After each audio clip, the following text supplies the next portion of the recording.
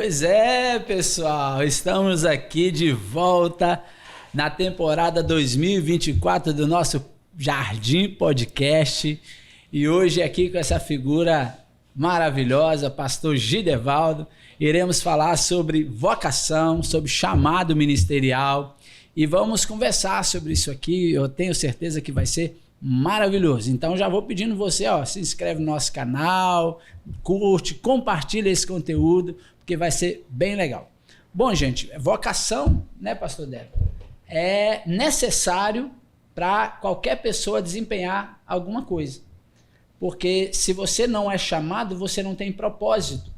E o propósito é que vai gerar esse chamado e vice-versa, né? Mais ou menos por aí. Então se apresenta aí, fala um pouquinho, fique à vontade, se sinta em casa, voltando de fé, na maior alegria, bênção pura. É isso mesmo. Eu sou o pastor Gidevaldo, mais conhecido como pastor Deda, pastor presbiteriano. Sou pastor na igreja presbiteriana no Fonseca, ou melhor, na congregação presbiteriana no Fonseca, a congregação aqui da Jardim das Oliveiras. Sou casado com a Tâmara, pai da Valentina. Estamos aqui para falar sobre esse assunto tão importante para nós. Pois é, eu não posso deixar de mencionar que eu estou com a equipe aqui de mídia, gente, maravilhosa, está na nossa frente aqui, que preparou esse ambiente tão legal. Olha, 2, 4, 6 representantes da mídia, eles estão por trás das câmeras, mas se não fosse eles, isso aqui não aconteceria. Então isso é vocação, isso é chamado, eles desprenderam do seu tempo para poder estarem aqui. É assim que acontece quando a gente encontra propósito na nossa vida. A gente começa a fazer coisas que vão edificar, que vão abençoar.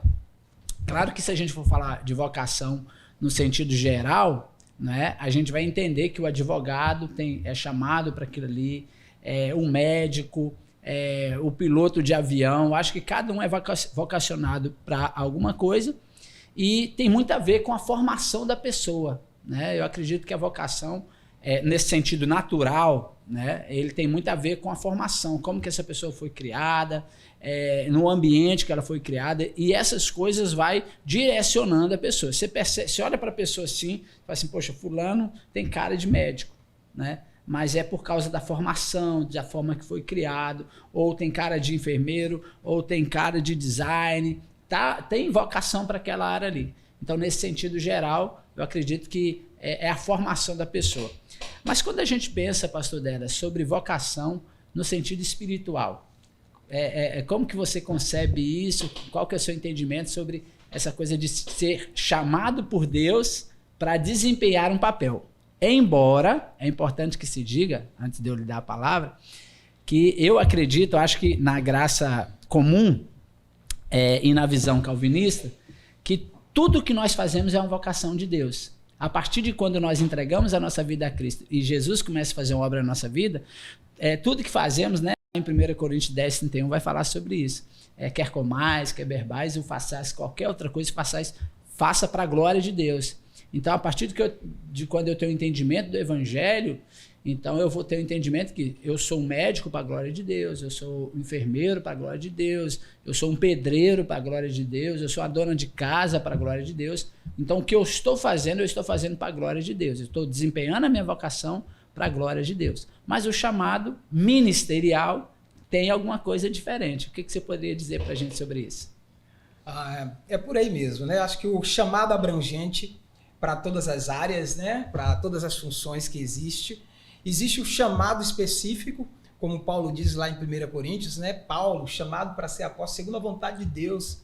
Então, esse chamado específico para ser ministro, para ser um evangelista, para ser um missionário, para ser um oficial da igreja, é algo específico. É aquilo que Deus coloca no coração, é aquilo que Deus desperta na pessoa para poder exercer uma função dentro da igreja, fazendo assim um papel administrativo, um papel como líder, um papel onde ele tem algumas características que vão também aperfeiçoar o corpo, que vão trazer ferramentas, que vão levantar outros líderes, que vai, de alguma forma mais concreta, né, mais direta, estar lidando com a igreja. Legal. Eu penso, Deda, que tem muito a ver o chamado, esse chamado espiritual, né, ele passa por, primeiro, um chamado bíblico, Porque a Bíblia diz assim, para todo discípulo, né? Essa é a diferença de um membro da igreja e de um discípulo de Jesus. Ide por todo mundo pregar o evangelho a toda criatura. Então, todo discípulo de Jesus tem um chamado para poder pregar o evangelho. Independente se ele faz isso de maneira integral, como é o nosso caso, né? Um chamado específico para ser pastor de uma igreja, nós somos ordenados, então a gente vai cuidar de um rebanho, mas de maneira geral, todo mundo é chamado. Ninguém pode se esquivar do chamado e falar assim, eu não tenho um chamado para pregar, eu não tenho um chamado para evangelizar. Então, o cara que diz isso, ele não tem um conhecimento de escritura, concorda? Concordo plenamente. Quando a gente entende a palavra chamado no Novo Testamento, a gente vai ver que esse convite, ele não se limita apenas à liderança, né? Não se limita apenas aos líderes da igreja, aos oficiais da igreja. Ele se estende a toda a igreja, a todos os filhos de Deus, aqueles que são convocados pelo Senhor, aqueles que são chamados para viver nessa comunhão. É interessante também que lá em 1 de Efésios, capítulo 4, diz que Deus nos chamou antes da fundação do mundo. Então é um chamado e uma convocação para todo cristão. Esse chamado, primeiramente, ele vem para a comunhão. Entenda assim, que primeiramente Deus chama os seus filhos para viver nessa comunhão, onde há essa sinergia, onde há essa... É a vocação eficaz. Isso mesmo, onde há essa troca, né, de participação, de influência, onde há essa comunhão, onde há esse congraçamento, essa unidade, onde há um tratamento, onde há crescimento na vida da pessoa espiritualmente. E daí desenvolve-se para os chamados na liderança do ministério, na liderança pastoral, na liderança como presbítero, na liderança como oficial. Mas entendo que esse chamado geral, primeiro, é um convite de Deus, é um chamado de Deus para essa comunhão. Interessante. Então, você tocou nessa questão do chamado geral e dessa comunhão que a gente tem com a igreja, por quê? Porque se você é chamado para ser discípulo, eu gosto muito da passagem quando Jesus multiplica os pães, né? E no final, os discípulos, cada um deles estão com um cesto cheio de pães. Eles começam com 5 pães e termina com um cesto de pães, cada um deles. Então, eu gosto de refletir que o discípulo de Jesus, mais do que um pão para comer, ele tem um pão para distribuir. Ele tem um pão para poder oferecer. Então, tem gente que fica só na multidão, né? Está ali só comendo um pãozinho, só se alimentando do milagre, mas ele não é um milagre, ele não é um agente de milagre. Então, eu acredito que ser discípulo de Jesus é cumprir esse chamado sendo agente do milagre dele. Ou seja, há um pão para ser distribuído. Esse pão é Cristo. Ele mesmo diz, eu sou o pão da vida. Então, todo discípulo de Jesus, e aí quando falamos de discípulo é o que você disse, é o cara que foi chamado por Jesus, é o cara que se converteu, que teve um encontro com Cristo, então ele é discípulo de Cristo, ele não é mais um na multidão, então ele está fazendo diferença. Ele está sendo uma bênção. Ele vai distribuir o pão da vida. Ele não vai vir só para o culto, né? Porque tem gente que acha assim... E essa visão muito brasileira, por causa da forma como que nós fomos colonizados, né? Nós somos... Tem o clero e o leigo, né? Então o leigo não tem obrigação nenhuma, só tem o clérigo é que tem aquela obrigação de fazer as coisas, e as pessoas acham que ela não tem parte. Entra a questão do sacerdócio universal do crente, que a gente pode entrar nisso aí, mas corroborando com o que você disse, tem a ver também com o dom espiritual. Porque o que nos salva, nós cremos que quando Jesus nos salva, nós somos batizados com o Espírito Santo. E quando nós somos batizados com o Espírito Santo, nós começamos a desenvolver os dons do Espírito Santo. E aí, para cumprir o chamado de Deus para a nossa vida específico, a gente começa a exercer o dom que Deus nos deu. Sim, sem sombra de dúvida. A ideia também é colocada aqui nas Escrituras, que esse chamado ele não nos chama apenas para agir, para atuar, né? Eu vejo o entrelaçamento entre 2 meios de graça. A comunhão, esse chamado para comunhão, e o chamado para santificação, porque a gente vai ver Paulo nesses textos de 1 Coríntios e também de Efésios, fala que nós somos chamados para sermos santos. Boa. Né? Chamados para ser santos. Então, toda a igreja é chamada para viver nesse processo de santificação. Nós somos chamados para atuar, para agir, para fazer algo sim, para evangelizar, para pregar, falar do amor de Cristo, para a expansão do reino, fazer discípulos, para nos apresentar como verdadeiros adoradores que adoram ao Senhor Jesus. em espírito e em verdade, mas também somos chamados para sermos santos, irrepreensíveis, para sermos uma referência nesse mundo. Esse é um dever, uma obrigação de todo cristão, de todo aquele que é chamado por Deus. É verdade. E uma coisa está profundamente atrelada à outra. Tipo assim, eu tenho facilidade, por exemplo, eu tenho vocação, eu tenho um dom de serviço, então eu gosto de servir, eu gosto de ajudar as pessoas, eu gosto de distribuir cesta básica, eu gosto de dar um sopão. Então eu estou desempenhando uma função, um serviço em cima de um dom que Deus me deu. Mas isso não pode ser feito sem pensar que eu sou santo. Sim. Que eu sou santificado. Sim.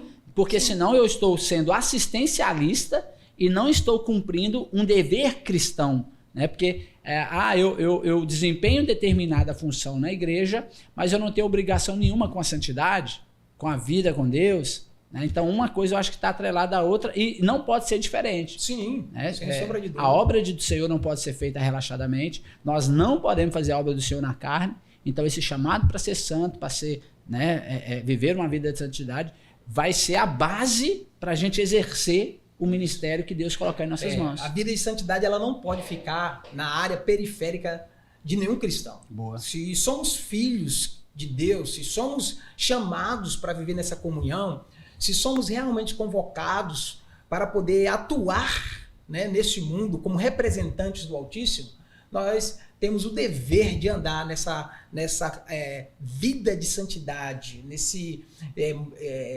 nessa evolução, nesse crescimento, né, de busca, de aperfeiçoamento das nossas práticas e buscando em Deus tratamento constante para os nossos corações, para que seja refletido nas nossas ações. Porque eu entendo isso, que aquilo que nós somos reflete para aquilo que nós fazemos. Boa. Então, se eu sou chamado e eu entendo isso, que eu fui chamado para essa comunhão, para essa vida de santidade, isso vai refletir nos meus atos diante das pessoas. Quando eu for falar de Jesus, quando eu me relacionar com ela, eu vou ser mais oportuno, eu vou ter cuidado, eu vou dar bom testemunho, eu vou ter boas práticas, eu vou ter bons pensamentos, buscar ter bons pensamentos, né? Vou ter boa fala, boa palavra para ministrar sobre a vida daqueles que me cercam. Exatamente. Se a fonte está boa, está bem tratada, a água que vai sair dessa fonte vai ser agradável, vai ser cristalina, vai matar a sede de quem realmente está precisando, né? Sim. Não vai ser uma água amarga. Aí eu acho que a gente consegue dividir aqui essa questão do chamado em dois pontos. Primeiro, num sentido comunitário,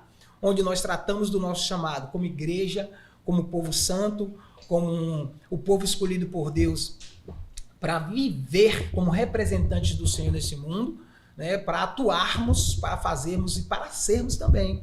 E também podemos dizer que dividimos também na questão particular, né? Como nós falamos aqui, existe esse chamado que é o chamado ministerial específico, que a pessoa ali é convocada, é dirigida para poder atuar em uma área específica da igreja. Exatamente. Isso é interessante, né? Como que isso funciona no reino, né? A gente falou do chamado geral, que atinge todas as pessoas, mas aí a gente começa a pensar nesse chamado mais específico, de como que Deus separa um homem, né, um sacerdote, né, um pastor, alguém que vai cuidar de um rebanho, que vai cuidar de pessoas, que vai ter uma responsabilidade muito grande. Todos nós, tanto eu quanto você, nós tivemos a nossa experiência de chamado, né? Mas eu acho importante a gente frisar também, Délia, que já que a gente falou dessa estrutura do chamado geral, tem muita gente que acha que todo chamado é igual ao do apóstolo Paulo, né? Jesus chega, ele cai no chão e de repente fica cego e de repente um anjo vem, toca uma trombeta e o cara vai e faz, agora eu sou pastor, né? Então às vezes as pessoas elas espiritualizam, né? Não estou dizendo com isso que a gente não possa ter uma experiência sobrenatural que confirme o nosso chamado. Tem muitos colegas da gente, a gente mesmo teve a nossa experiência, que nos levou a ter convicção do chamado, mas essa não deve ser assim, a razão pela qual eu digo que sou, porque um anjo veio, tocou uma trombeta, falou no meu ouvido, aconteceu comigo. Então, às vezes, é mais simples do que a gente imagina, né? Às vezes da forma mais sossegada. E aí você podia compartilhar para a gente, assim, como é que foi que começou? Você entendeu o chamado geral, mas de repente você se sentiu chamado para um ministério, para algo específico. Conta pra gente aí de maneira... como é que isso aconteceu? Vou tentar ser o mais breve possível aqui por causa do nosso tempo. Mas então, acho que há 20 anos atrás, né, você estava chegando aqui na igreja, na Jardim Oliveiras. E naqueles primeiros anos, eu entendo que ali nós vivemos um avivamento aqui com a juventude e foi um despertar para nós. Acho que nós desfrutamos de experiências fantásticas com Deus, mas o interessante é que a gente não desgrudava da palavra. A minha primeira Bíblia, eu pedi para você comprar para mim lá em Belo Horizonte. Foi. Foi R$5 uma Bíblia de Genebra naquela época. Não, Foi? R$50, desculpa. R$50. R$50 naquela época, uma Bíblia de Genebra. Hoje foi dá minha mais de primeira R$100, Bíblia. né? Hoje está 100 e pouco, né? 180, se eu não me engano, não me lembro agora, enfim. Então foi a minha primeira Bíblia. E eu lembro que eu li aquela Bíblia compulsivamente. Foi um tempo muito bom. Nós tínhamos reunião aqui de oração, independente de ser conduzido por liderança. Nós juntamos os jovens aqui e começamos a estudar o livro de Romanos. E nesse grupo de jovens saíram dali a missionária Viviana, saiu o pastor Léo e saiu eu, né? Mas, enfim, o grupo de jovens não foi o fim de tudo, né? Acho que foi o início, aquele grupo ali, aquele tempo que nós vivemos foi o start. Sim. E dali a gente viveu e começou a visualizar sobre isso e pensar. E uma das orações que nós fazíamos, em especial eu, Tâmara, né, que a gente falava assim, olha, eu não vou procurar o conselho. Normalmente, via de regra, as pessoas que se despontam para o ministério, elas procuram o conselho da igreja e falam da disposição dela, o que é importante, né? E é o caminho que nós temos como igreja presbiteriana do Brasil. E o conselho faz uma avaliação e conduz a pessoa para estudar, para poder se aperfeiçoar e assim ser conduzido, tutoriado, levado ao presbitério e... Depois a gente explica como é que é esse processo, dentro da igreja. Mas enfim... E uma das coisas que eu falava era isso. Olha, eu não vou ir lá conversar com o conselho. Eu vou orar, eu coloco diante de Deus e, se for da vontade de Deus, Deus vai levantar líderes, pessoas, pastor, presbíteros para o ministério. Aqui eu liderava o grupo familiar, liderava células, liderava aqui os jovens com as missões urbanas, que é o Ministério de Evangelismo aqui da igreja até hoje, né? Liderava também... Ajudou na plantação do Trabalho Fonseca no início. Isso, ajudamos lá. Liderava também aqui nas sociedades internas, fui vice-presidente, tesoureiro, secretário, enfim. Trabalhei em algumas lideranças, dei aula na escola bíblica com os adolescentes, com pré-adolescentes e, enfim, estava ativo. Deixa eu pegar um gancho no que você está falando. Segura aí o seu raciocínio, por quê? Porque o pastor Ronaldo Lidório, ele diz algo que eu acho que é pontual, né? Ele diz assim, ninguém pode ser bênção fora se não é bênção dentro. Uhum. Então, assim, essa coisa, eu acho que são dois pontos interessantes de se notar. Primeiro, quem geralmente faz diferença é o cara que é bênção dentro, sabe? O cara que começa a servir na igreja. Não quer dizer que todas as pessoas que servem dessa maneira, elas vão ter um ministério integral ou vão para o seminário, como a gente foi. Mas todo o pastor, ele serve bem a sua comunidade local. Não é por força. É como você disse, eu não vou ficar me impondo. Né? E outro ponto interessante é que as pessoas, né? Uma característica interessante do chamado, as pessoas notam em nós. Sim. As pessoas olham e falam assim, uau, fulano tem um despertamento ali, tem um jeitão, parece pastor, rapaz, você nunca pensou de ir para o seminário. As pessoas começam a fazer esses comentários com a gente. Aconteceu. E entre outras pessoas. Por quê? Porque quem uma das características da vocação, eu acredito, dela, é a verdade de que a comunidade reconhece o seu chamado. Sim. Então não é você que se impõe. Sim. Tem muita gente que quer se impor. Eu tenho um chamado. Já chegou pessoas em mim, nessa caminhada ministerial, já chegaram pessoas aqui na igreja, se tornaram até membro da igreja, e vieram, não, eu tenho um chamado para ser professor, eu tenho um chamado para ser pastor e tal. Só que ninguém reconhecia isso. Ninguém olhava e falava assim, cara, você tem um chamado. Ninguém falava, só ela que achava. Né? Então, só eu que acho. Então, assim, se a pessoa começar a se impor, eu acho que é um ponto, assim, um sinal amarelo. Peraí, será que é mesmo? Será que é mesmo? Então, acho que essa coisa de o cara servir na comunidade local e ter o reconhecimento da igreja é fundamental para confirmar esse chamado. Isso É o que diz Atos capítulo 13, né? Paulo e Barnabé, servindo eles ao Senhor, separou, aí eles vão para uma missão específica, mas eles estavam na igreja de Antioquia, servindo ao Senhor, e a palavra ali é liturgia, né? Eles tinham um estilo de vida de serviço. Sim. Então, o vocacionado, ele vai ter um estilo de vida, de serviço. A vida dele é de serviço e as pessoas vão perceber isso e, naturalmente, se ele realmente for vocacionado, ele vai. E é justamente isso. Nós estávamos assim entranhados nas veias da igreja, né? Perfeito. Nos tentáculos de evangelismo, da liderança. Eu fazia propósito para não faltar a célula, trabalhava em Ilhéus, então rodava 45 quilômetros para ir, 45 quilômetros para voltar. E eu fazia propósito com Deus para não faltar, para estar ali na célula. E não era com interesse de... Isso é importante frisar, não era com interesse de estar especificamente como um líder, né? Não era por amor a Jesus. A responsabilidade que foi colocada em mim, por amor a Deus, acima de tudo, mas corresponder a essa responsabilidade, a dedicação, o cuidado para não ser negligente com aquilo que me foi confiado e dedicado, né? Então, acho que isso aí foi sendo fomentado. Houve, sim, presbíteros, né, que falou, pessoas da igreja. E aí eu lembro que nós fomos caminhando, fomos avançando, né, com isso. E cada vez vinha mais cargos, né, mais liderança apareciam. E uma coisa que foi crucial que a gente teve aqui foi um curso dado por ti de pregação. Não sei se você lembra, e algumas pessoas fizeram e tal. Sim. Houve o teste também.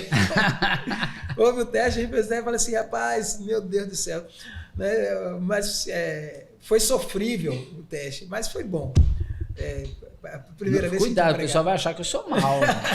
Eu sou bonzinho. Mas não foi por isso, não.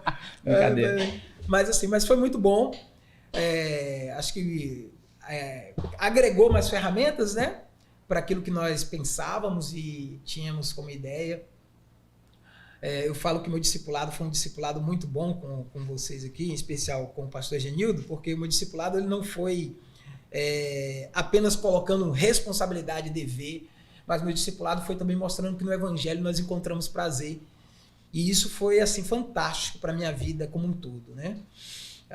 O evangelho ele não vem trazer uma carga, um peso sobre nós. Pelo contrário, ele vem nos aliviar de pecados, vem nos aliviar de traumas, de questões mal resolvidas. Ele vem trazer um alívio sobre nós e nos colocar em um trilho em que nós vamos nos voltar para adorar a Deus, para buscar o Senhor, para fazer a vontade dele. E eu entrei nesse trilho dessa forma. Eu não peguei esses cargos, eu não fui atraído para o evangelho olhando para essas coisas com peso. Sim. Também, né? Pelo contrário, foi acontecendo. Foi acontecendo. E deixa eu caminhar um pouquinho mais aqui. Chegou um determinado dia que a gente estava até pensando já em mudar aí para Ilhéus por causa da empresa, do trabalho, algumas questões que estavam acontecendo lá na empresa, assim, estava com uma projeção muito boa para crescimento, para ganhar um pouco mais financeiramente, ia ser muito bom para nós. E a gente já estava planejando, já estava começando a ver, eu e a Tâmara já estava começando a ver essa questão de mudança e tal. E naquela semana, ou talvez até bem próximo do dia que nós estávamos conversando sobre isso, você me chamou e falou assim, negão, eu quero falar contigo. E aí eu falei assim, eu tô indo trabalhar, mas quando eu voltar a gente conversa. Beleza. Aham. E aí fui trabalhar, na hora que eu voltei a gente conversou aí, você fez um desafio, né? Olha, tem um desafio aqui para você. As condições são essas, assim, se explicou tudo direitinho. Nós vamos estar com você aqui nesse ano, né? Vamos segurar você para ficar com jovens e adolescentes. A Viviana estava saindo, né? Você vai fazer o CPO, que é o curso de preparação de obreiros. No IBEL. No IBEL, lá em Patrocínio. Você fica um mês interno e o restante do ano você vai... Faz atividades e manda, mas você vai trabalhando aqui com os jovens adolescentes. Então você vai ficar aqui esse ano e depois você vai plantar um campo lá em Guararema. Foi. E aí assim, foi uma confirmação, né? Claro, nós oramos, colocamos diante de Deus, depois nós conversamos com o conselho e o conselho nos abençoou também. Nós ficamos aquele ano, só que a Jardim, olha, vamos segurar você aqui, nós estamos gostando do trabalho, a gente está desenvolvendo, a gente precisa, a gente estava em construção, estava mexendo aqui, tinha muita coisa acontecendo aqui na igreja, né? Uma expansão muito boa. E aí ficamos naquele ano depois, né? Ardeu essa vontade, esse desejo também de buscar mais qualificação, aperfeiçoamento. Deixa eu pontuar um negócio aqui, segura aí ainda, que eu acho importante pontuar também. Meu papel aqui está mais sendo pontuar. O chamado ministerial não é para quem não sabe o que fazer. Porque muita gente se engana e acha assim, o cara foi ser pastor porque ele não sabe fazer nada. Porque ele não tem nenhuma profissão, porque ele não tem nenhuma possibilidade. Então, ele tentou todas as faculdades, ele tentou todos os trabalhos, e aí não conseguiu, aí foi ser pastor. Não. Então, essa mentalidade, foi bom você ter falado, porque você tinha essa projeção na empresa, você estava pleiteando um curso de radiologia, na época, eu lembro que você estava pleiteando um curso de radiologia, então você estava bem caminhado profissionalmente. Então, não é porque você não tinha uma profissão, não é porque você não tinha um caminho profissional que você veio para o ministério. Estava tudo muito bem definido. Exato, mas é o que Jesus chega e fala para os discípulos assim, olha, o que os discípulos estão fazendo? Eles estão limpando as suas redes, eles estão cumprindo a sua função, que até aquele momento era a função deles, e eles estavam muito felizes com aquilo, com a perspectiva daquilo. Mas Jesus vem assim, venha após mim e eu vos farei pescadores de homens. Quando eu falei lá na empresa que eu iria sair da empresa, né, para poder estar como pastor, como um evangelista, no caso, teve um colega que falou assim, você tá louco, rapaz? Exatamente. Você tá doido? Isso é loucura. Você tá doido, irmão? Todo mundo me chamava de irmão. E aquilo lá bateu assim, mas não bateu como um arrependimento. Não, né? Isso serve para testar a gente também, serve né? para testar. Bateu assim, não, eu estou no caminho certo. Né? Eu estou no caminho certo, porque importa agradar a Deus e não ao que os homens pensam. Né? A mentalidade humana, ela me faria frear se eu fosse pensar de forma cartesiana. Né? Mas pensando no ministério e naquilo... E na importância que Deus dá isso a todo aquele que almeja o oficialato, a todo aquele que pensa em desenvolver algo nesse sentido, né? Fica esse alerta. Essa função é mais importante que qualquer outra. Quem disse isso foi eu esqueci o nome do nosso irmão, foi pastor lá na capela de Westminster, mas vou lembrar o nome dele. Ele disse que a mais sublime das funções é o ministério pastoral. E é claro que quando ele diz isso, ele não está desmerecendo nenhuma outra função, né? Nenhum outro trabalho. É porque a nossa função ministerial, ela abarca todas as outras funções no cuidado, no pastoreio, né? No aconselhamento. Então, eu entendo o ponto de vista dele. Né? Então, eu acredito que Martin Lloyd Jones, lembrei agora. Martin Lloyd Jones, acho que ele tem razão no que ele diz, e a gente acaba aprendendo e entendendo que, de fato, a nossa vocação é a mais sublime de todas, por abarcar e pelo cuidado, e também pela responsabilidade. Né? Responsabilidade. O chamado ministerial, as pessoas elas não têm noção do que envolve ser pastor, do que envolve o ministério pastoral, né?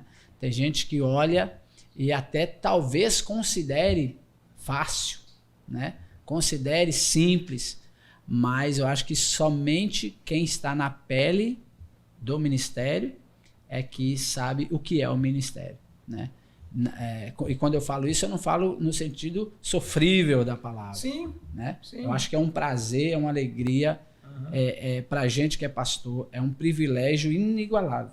Sim. Né? Inigualável, é uma responsabilidade absurda, porque nós prestaremos contas do nosso trabalho. É desafiador, né? Porque a gente vive coisas que os chamados comuns não vivem. Exato. Vamos dizer assim. Não é para todos. Exato. Então, existem particularidades do chamado pastoral que nós vamos viver em muita intensidade, né? Tanto daquilo de cargas negativas como positivas também. Uhum. É claro que aquilo que nós vivemos de bom dentro do ministério, ele se sobressai, na minha opinião, né? A gente entender que está no centro da vontade de Deus e que o papel que nós estamos desempenhando é algo em que Deus aprova, em que a igreja necessita, em que Deus conta conosco, em que é útil para o serviço e para a obra de Deus aqui na Terra, isso é fantástico. Né? Isso é fantástico, sublime, extraordinário. Mesmo, extraordinário. E é isso. Ded, então você, depois de quanto tempo você vai para o seminário, você lembra? Foram 5 anos depois. 5 anos depois? 5 anos depois. 5 anos depois. Do chamado e de trabalhar integralmente na igreja.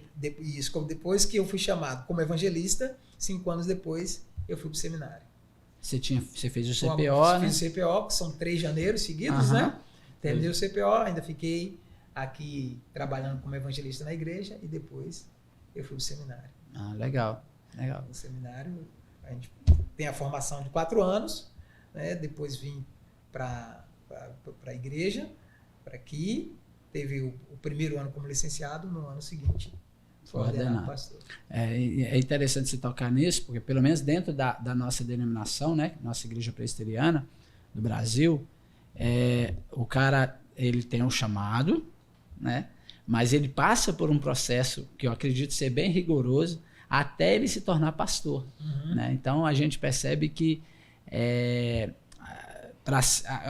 eu tenho um chamado, como é que eu faço para ser pastor presbiteriano? Né? Então ele fica 1 ano de aspirante, né? Sendo observado pelo conselho de como se de fato, né, o desempenho dele demonstra o chamado. Em seguida ele é enviado ao presbitério, que vai avaliá-lo, porque nós somos pastores do presbitério, né? E servindo a igreja local. Mas o presbitério vai dizer se você de fato tem um chamado ou não, né? Não, o presbitério ele bate o martelo para enviar ou não. Exatamente. É o presbitério que vai dizer assim, para quem não sabe, gente, o presbitério é uma instância que fica acima de, no mínimo, 4 igrejas, né? Isso. 4 igrejas que tem que ter 4 pastores e os representantes dessas igrejas. E esse presbitério ele vai avaliar o candidato. Né? Vai fazer perguntas. Hoje a gente tem um manual, né, que faz. Em alguns presbitérios tem até prova, né? Mas o fato é que algumas literaturas para ler, várias literaturas. É acompanhado por um tutor antes de ir para o presbitério, Exato. antes de ir para o seminário. E quando vai para o seminário, continua com o tutor, né, que vai prestar relatório desse cara no próprio presbitério. De todos os anos ele vai prestar relatório. Então é interessante perceber que assim, pelo menos na igreja presbiteriana do Brasil, há um rigor, há um cuidado, né? Que é um zelo, né? Exatamente. Poder e aí, alguém. E dentro disso tem todos os perrengues. Eu acho que o seminário ele promove em nós, eu acho, aquele momento da gente dizer assim, é agora ou nunca. Acho que quem passa por aquilo ali, dificilmente, alguns abandonam, obviamente, mas depois que passa, fala, passei pela prova, dando glória a Deus, né? Porque você, acho bem mais do que eu, né? Por todas as circunstâncias que envolveu o seu tempo em Belo Horizonte, mas enfrentou algumas batalhas bem, bem intensas, né?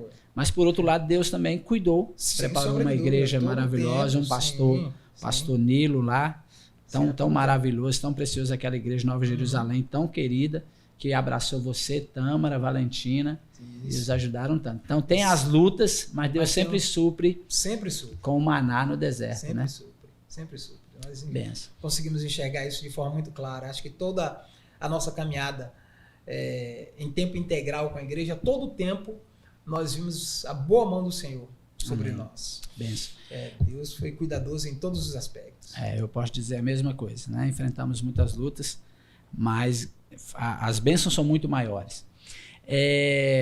Deda, hoje, né, falam-se, eu não sei se você concorda com isso, mas falam-se de uma crise de vocação, uma crise de chamado. Você concorda com essa fala, né? E o que você acha, se sim, o que você acha que é necessário para que a gente mude isso? É isso mesmo, eu acredito que nós estamos vivendo. Acho que pontualmente uma igreja ou outra ela não vai ter dificuldade, falando de igreja presbiteriana e daquelas que eu conheço, uma ou outra não tem dificuldade com o despertamento no que diz respeito ao oficialato como um todo. E aí eu coloco até presbíteros, além de pastor, presbíteros, diáconos, né? E até a liderança. De modo geral, a gente está tendo uma dificuldade de encontrar líderes dentro da igreja, de modo geral.